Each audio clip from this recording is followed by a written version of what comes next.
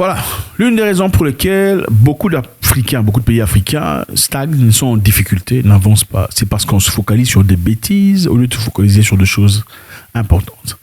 Il y a un pays ici de l'Afrique, quelque part, où on avait presque voté, en tout cas en ce moment-là, une grosse somme de quelques millions de dollars pour la construction d'une statue d'un président encore vivant. Vous savez, généralement, on fait ça quand le président il n'est plus. Okay, vous comprenez le contexte. Où, on met le visage du président. C'est généralement quand il est 6 pieds sous sol. Mais là, on était en train de se battre, cherchant à créer des statues du président coûtant des millions de dollars. Pendant qu'il n'y a pas d'hôpitaux, pendant qu'il y a des enfants qui sont à la maison parce qu'il n'y a pas d'école adéquate, pendant qu'il y a des mamans qui sont en difficulté avec leur grossesse, pendant qu'il y a beaucoup de difficultés d'infrastructure, pendant qu'il n'y a pas assez de nourriture, pas de plantes agricoles, pendant qu'il y a des tas de problèmes dans le pays. Moi, ça me dépasse. Ça me dépasse. Le Parlement kényan, aujourd'hui, a interdit le costume emblématique Kaunda. Costume emblématique Kaunda, au nom du défunt président zambien, Kenneth Kaunda, de Séléko. Le président du Parlement, Moses Katewa, écoutez ce monsieur. Reaffirmed that indeed, as I ruled before in 2014, Kaunda suits and even for lack of a better term, the Mao Zedong coats, worn without a tie are admissible as part of proper dressing in the House. Consequently, despite clear provisions by Rule 9 of the Speaker's rules, Kaunda suit has somehow been tolerated in the House.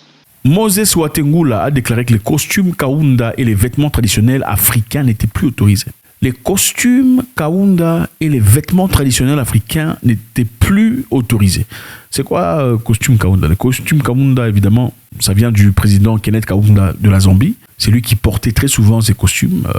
Question de s'échapper un peu, s'évader de la coutume de mettre des costumes à l'européen et tout le bazar.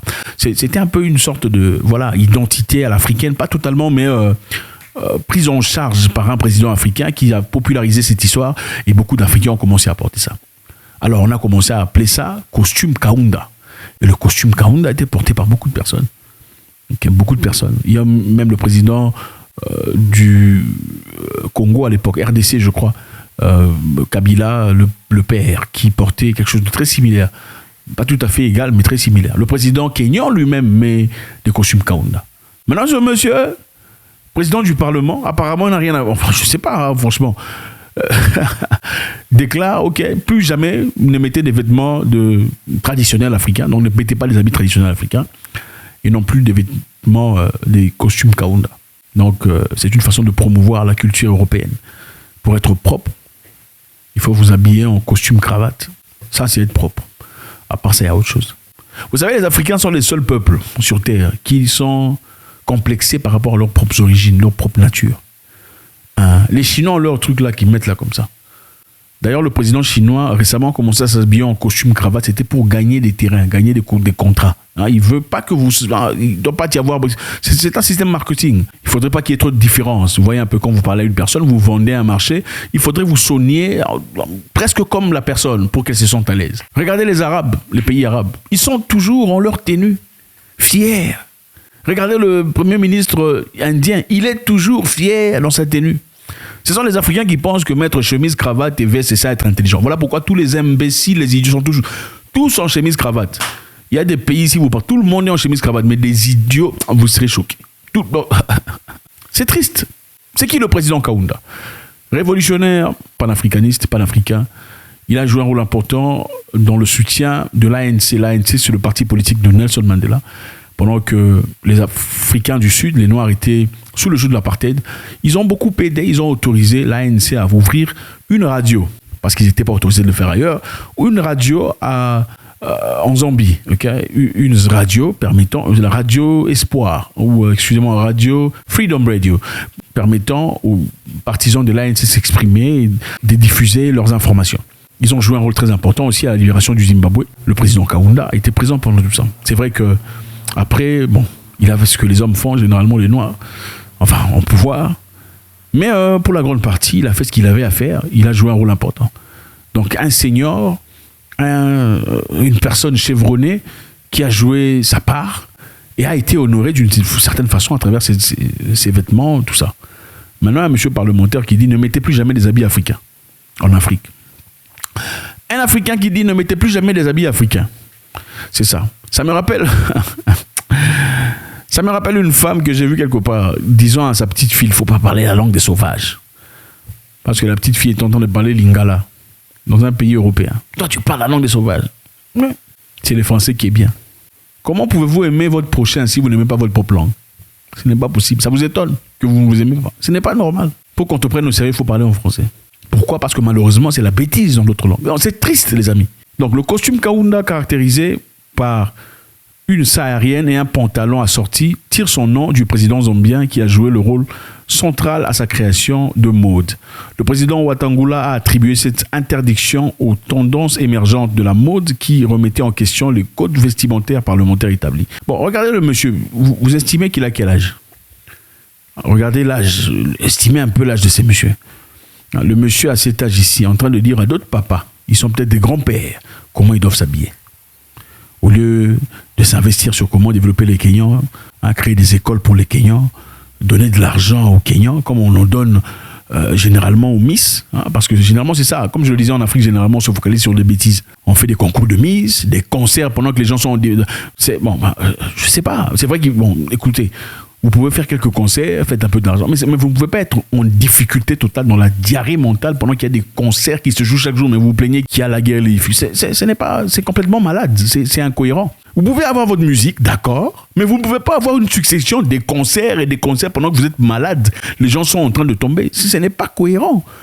Ça n'a aucun sens. C'est comme un enfant qui dit non, je suis malade, je veux rentrer à la maison. Mais vous le regardez, après il est en train de jouer au football. Papa est en train de courir. Il est malade ou pas? Non, il est malade ou pas? Un enfant malade ne court pas. Un enfant malade ne joue pas au football. Bon, il peut jouer un peu, passer parce que la balle est arrivée à ses pieds. Mais il ne peut pas se mettre dans le terrain en train de jouer. C'est-à-dire que tu n'es pas malade. Il faut te taire et arrêter de te plaindre. Les Africains se focalisent sur des bêtises. Les dirigeants se focalisent, politiciens, sur des bêtises. C'est incroyable. Comment voulez-vous que les gens s'habillent s'ils ne vont pas s'habiller selon leurs coutumes? Voilà pourquoi, vous voyez, on dépense de l'argent pour le concours des Miss. Miss, machin, histoire. Je ne sais pas vous montrer mauvais visage. Je ne sais pas. En quoi est-ce que ça grandit le pays? Donner $100 000 à une femme qui, certainement après cela, aura simplement plus de nombre de gens en train d'essayer de lui envoyer des messages sur Instagram et rien de plus. Pendant qu'on pourrait investir le même argent, à équiper de jeunes hommes qui sont ingénieurs, créateurs, génies. Mettez $100 000. Dites une personne qui apporte des inventions, des créations, tout ça. Regardez le nombre de gens qui viendront. Énormément de personnes. C'est comme ça qu'on crée une génération d'intellectuels.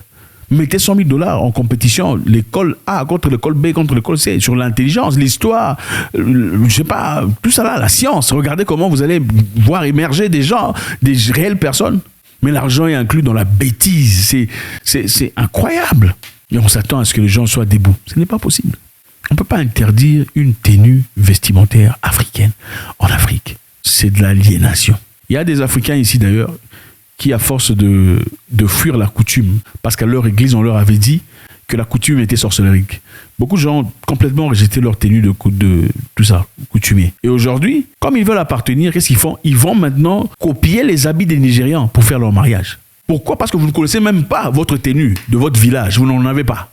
Tellement vous vous êtes lancé dans cette histoire, une frénésie malade de spiritualité qui n'a aucune direction dans beaucoup de cas.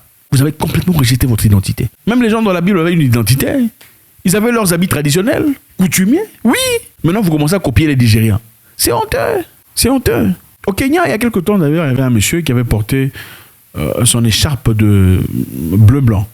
Je pense que c'était en soutien aux Palestiniens, aux gens de Gaza, pendant ce qui se passait. On lui a demandé d'enlever ça. Il faut enlever ça, il faut t'habiller correctement. Donc, s'habiller correctement, c'est s'habiller comme un Européen. Pendant qu'il y a des gens qui sont en difficulté, des hôpitaux qui ne sont pas construits, des routes qui attendent, la jeunesse qui est départie, vous vous intéressez sur qu'est-ce que le monsieur a apporté et comment il faut s'habiller au Parlement. Ça me dépasse.